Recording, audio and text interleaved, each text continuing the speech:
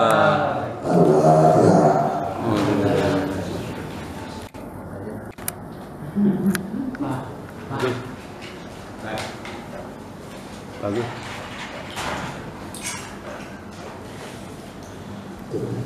Bismillahirrahmanirrahim. Alhamdulillah.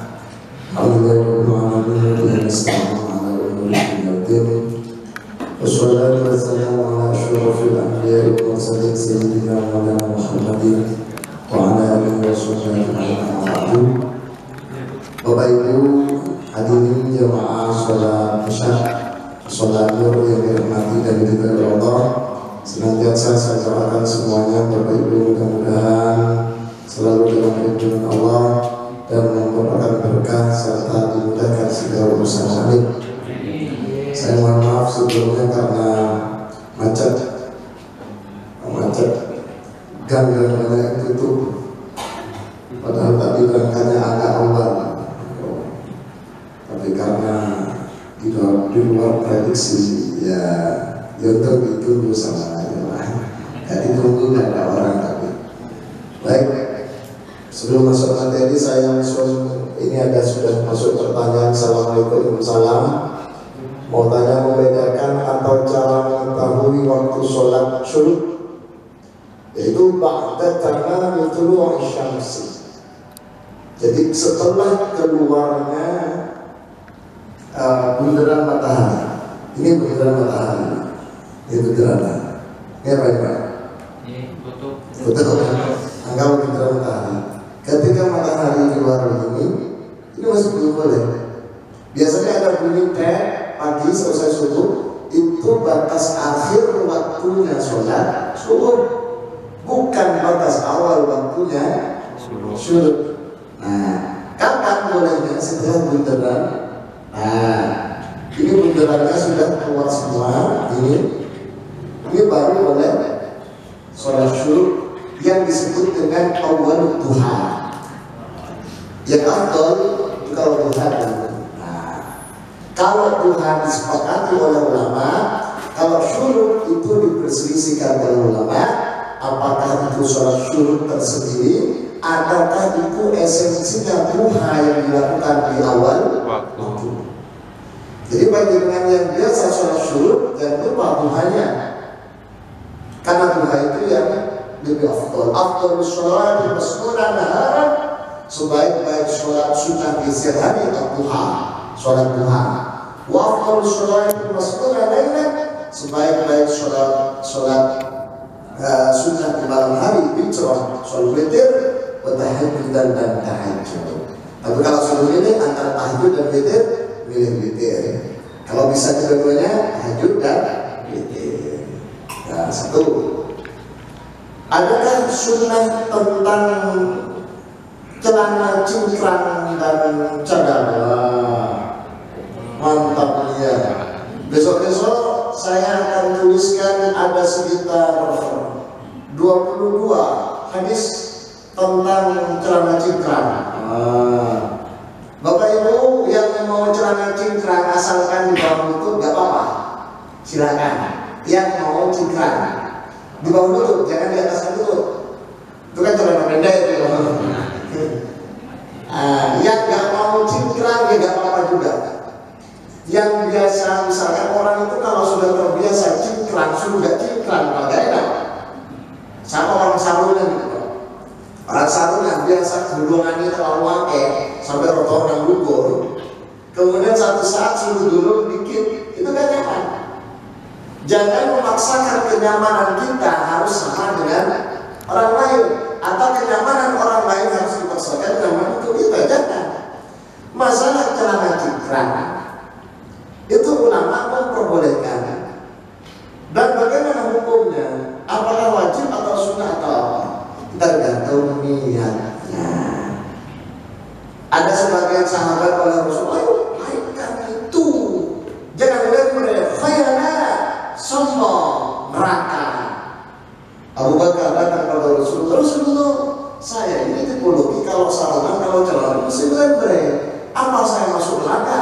Apa kata Rasulullah? Tidak, kamu gak sombong, kamu tidak masuk khitab, tidak masuk sasaran larangan itu. hadis tentang celana cingkrang itu banyak sekali. Jelas ya, cingkrang boleh cingkrang, boleh tidak. Apakah ada sunnah? Rasulullah tidak mengatakan sunnah atau tidak mengatakan tidak. Sebab Rasulullah kalau sekiranya ada sifat kesombongan, tinggalkan hanya celana. Apa saja, ibu pakai gelang. Kalau ada unsur kesombongan, renang gelang, itu haram. Tapi kalau tidak ada unsur kesombongan, gelang sebagai pemanis, apa? Oles tangan. Ibu-ibu itu kalau tangannya ada gelangnya manis, pengobatan manis. Mana si bapak ini? Cari bapak manis enggak? Sama dengan bapak-bapak, cincin itu kan ada cincin satu sebagai pemanis. Itu sunnah. Rasulullah cincinan. Tetapi kalau cincinnya Rasulullah sekaligus setempel. Jadi kalau sudah menyurat langsung Rasulullah, cincinnya itu disetempelkan. Kalau kita enggak cincin kan bebas, ada orang. Bagaimana dengan cadar? Cadar, apakah boleh atau tidak? Boleh bercadar. Apakah tidak bercadar? Boleh. Yang wajib itu nutup aurat. Yang disepakati oleh ulama untuk perempuan itu mas wal wajhi wal kaffain, selain wajah dan tangan. Jadi kalau pakai cadar wajahnya ditutupi, boleh. Kalau saya tidak ditutupi, boleh. Sepanjang tidak dalam keadaan sholat atau tidak ibadah haji. Kalau dalam sholat atau ibadah haji tidak boleh pakai cadar. Kalau pakai cadar sholat nanti keningnya nggak nempel ke tempat sujud. Jadi orang cadar kan penasaran. Wong elek cadar itu ayu gitu. Gak apa-apa, ibu-ibu yang mau pakai cadar silahkan. Yang nggak mau pakai cadar tidak apa-apa. Yang penting kita harus tahu diri dan kondisional. Ada jemaah saya di rumah Pak,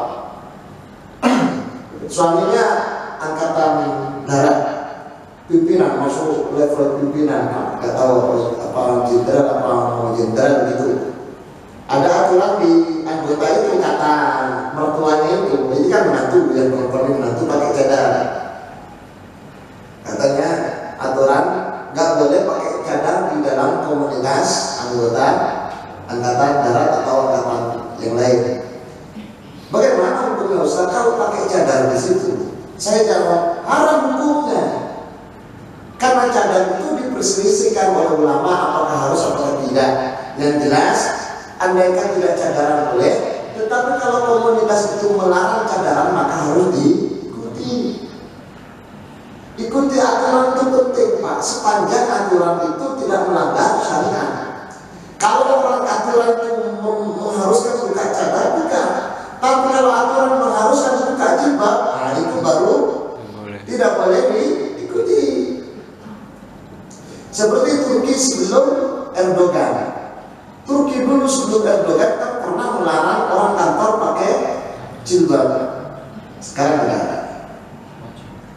Atau sekolah-sekolah, misalkan ada sekolah melarang pakai jilbab, itu tidak boleh itu. Tidak boleh. Dulu waktu kita masih kecil, wisuda itu atau SMP SMA diwajibkan foto itu buka jilbab ya, kalau nggak salah tidak ya. Itu sekarang masih enggak. Kalau di kampus enggak kayaknya.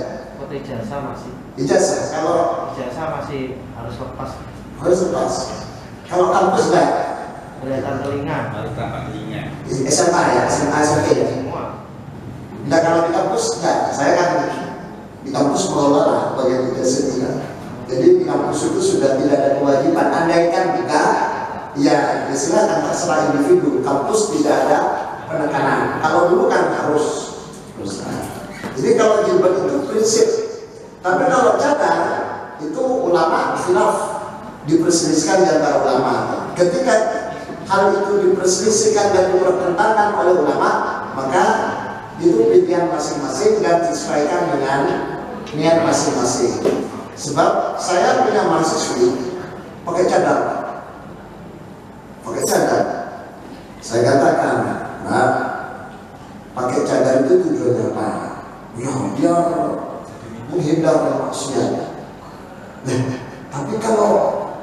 Baik kalau keluar duduk di kafe, gak cadangan. Kalau ini ngomongnya sembarangan, itu kan gak pantas.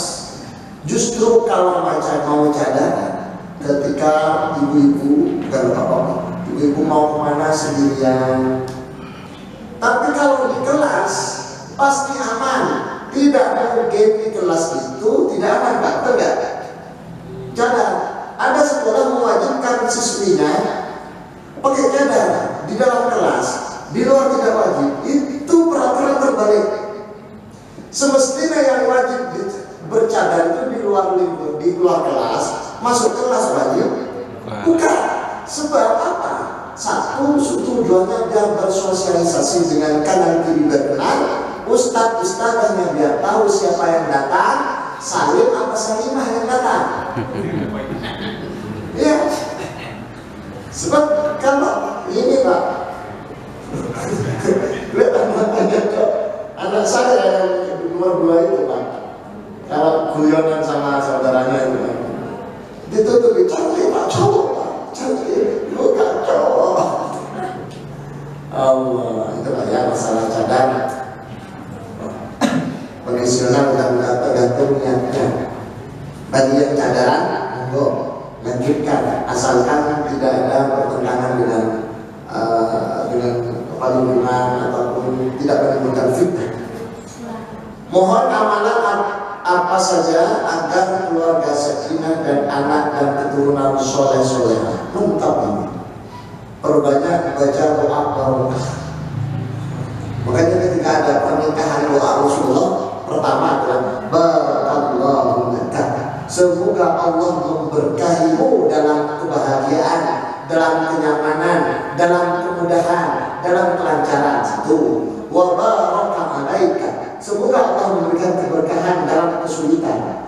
Jadi kenyamanan nyaman berkah, sulit berkah, sugih berkah, miskin berkah. Wa jama'a bainakum fil khair, selalu dalam keberkahan. Doa berkah. Mungkin pakai doa itu dengan kaitan keluarga atau pakai doa-doa yang lain. Allahumma barik lana fi auladina, ya Allah berkahi kami ya Allah, urusan anak-anak kami berkah, wazwajina dan suami-suami kami ya Allah, wazawjatina istri-istri kami ya Allah. Ini kalau imam. Wa barik lana fi ashghalina wa amalina, berkahi kami ya Allah urusan kerjaan kami ya Allah. Wa barik lana fi ulumina, berkahi kami ya Allah urusan ilmu kami ya Allah. Wa barik lana fi jama'atina ya Allah urusan jamaah kami ya Allah, berkah semuanya ya Allah. Wa barik lana fi hayatina, berkahi kami ya Allah dalam hidup kami ya Allah, disempurnakan. Wa barik lana fi kulli syai'in lana ya Allah, berkahi kami ya Allah dalam segala urusan kami ya Allah. Itu doa berkah. Insyaallah dengan keberkahan atau doa-doa berkah itu akan selalu mengalir keberkahan dari Gusti Allah Subhanahu wa taala. Apa ada sabda Rasulullah Muhammad SAW tentang hukum karma? Oh, bukan sabda Rasulullah, tapi Allah menegaskan, wa man asaa fa'alaiha. Surat apa itu? Barang siapa berbuat jelek, maka dia akan terbalas jelek. Itu hukum Allah, bukan hanya sabda Rasulullah. Jadi hukum karma yang diucapkan karma itu sebenarnya adalah ada dalam Quran. Orang yang berbuat baik pada orang lain, pada siapapun, Allah akan memberikan selalu kebaikan padanya. Wa man asaa utawi sapa wong sing lakoni Allah sapa man fa alaiha, maka orang itu akan mendapatkan kejelekan dari balasan dari kejelekannya itu. Sedangkan orang yang berbuat baik akan mendapatkan kebaikan. Ini semua kalau diarahkan, dijawakan menjadi hukum karma. Kata orang sebelah, oh tidak ada hukum karma dalam hadis. Wal karma wal hukmu binal karma, ya ta'awmu wal karma wal karma. Tak esensi karma itu ada, sama dengan dalam hukum keluarga ada istilah harta gono gini. Kalau cari dalam hadis dan Al-Quran, wal harta gono gini kaono, wal hadis gono gini pun kotan kotan gak ada.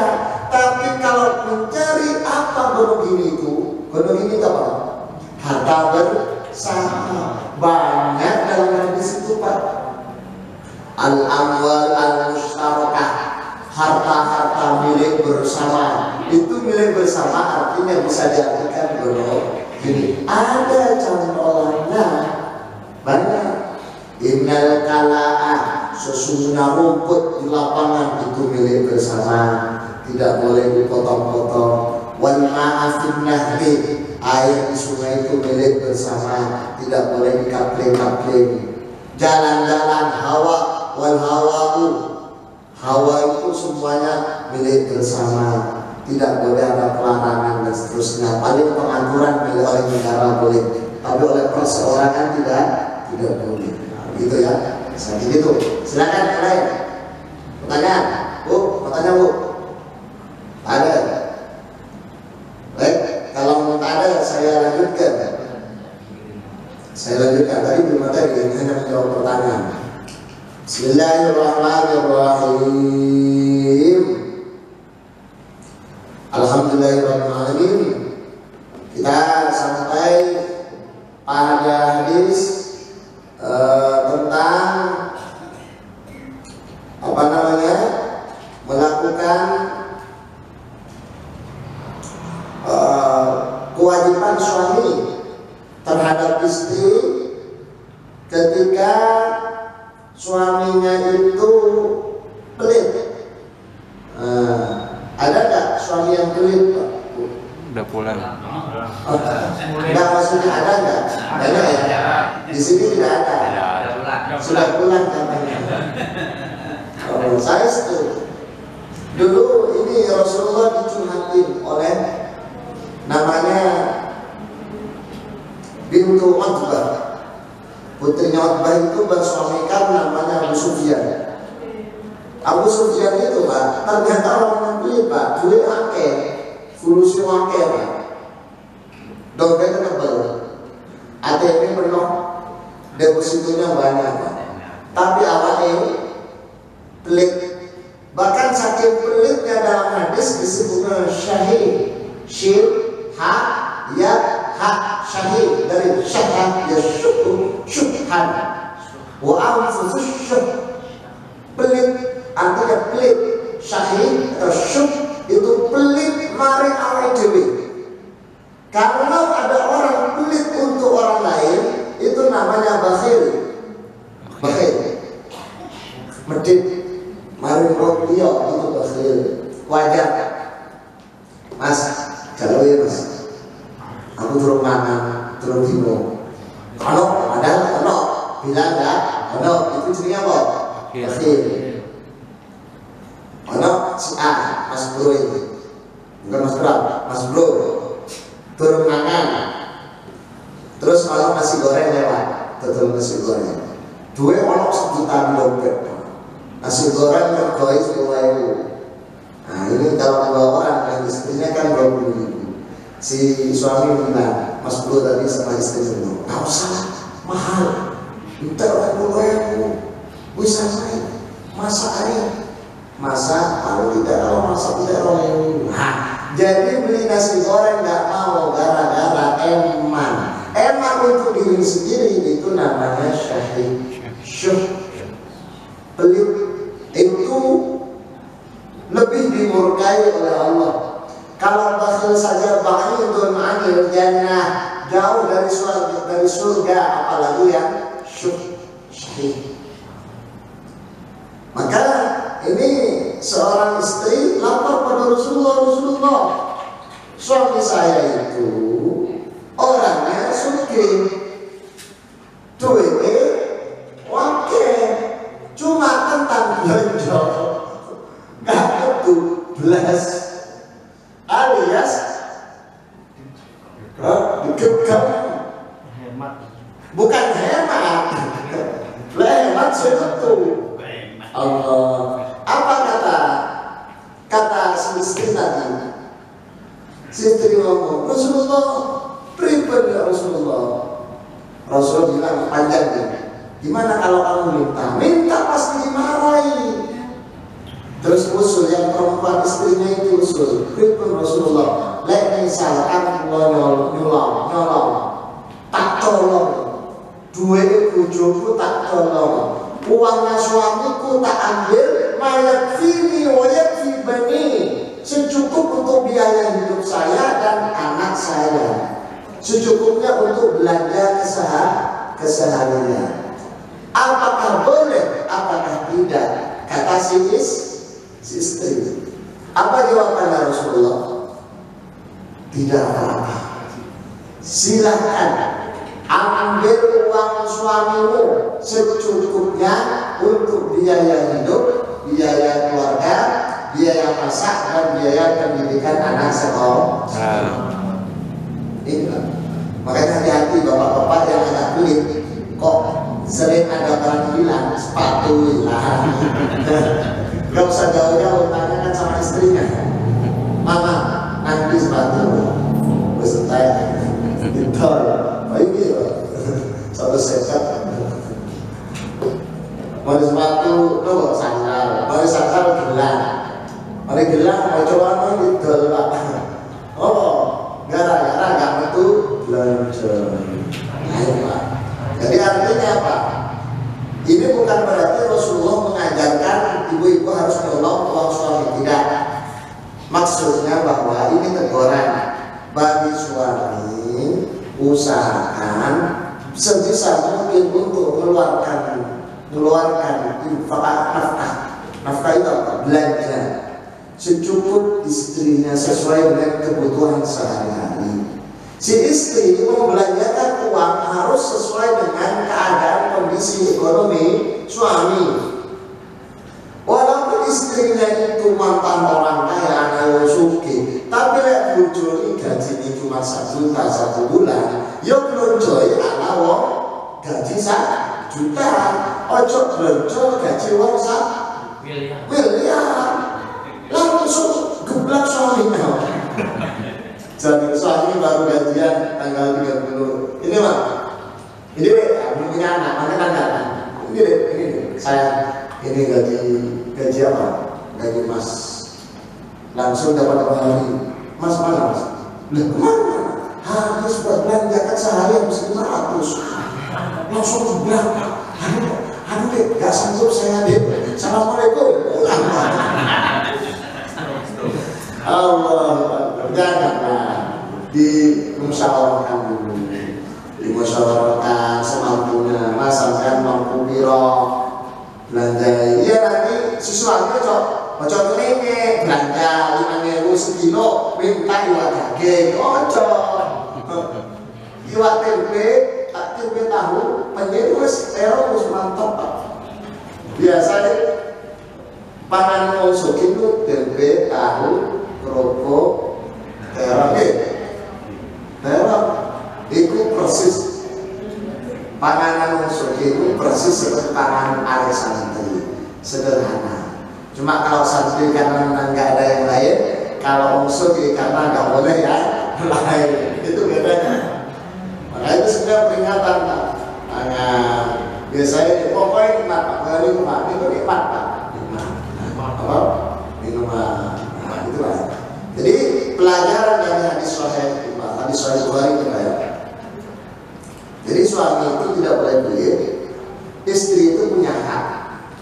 Andaikan pun istri tidak bekerja, kan ada istri tidak bekerja, maka sesungguhnya istri yang tidak bekerja itu adalah bekerja.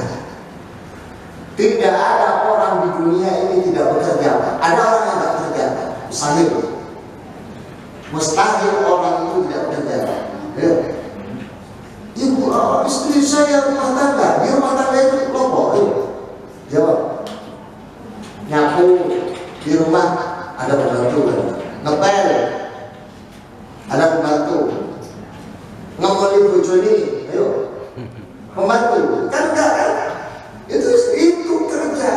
Sehingga filosofi harta gono ini yang dimunculkan oleh Syekh Al-Banjari yang direduksi dari ulama-ulama salaf dari uang-uang yang berserikat itu adalah dalam rangka untuk menghargai seorang istri, karena istri itu juga dianggap bekerja.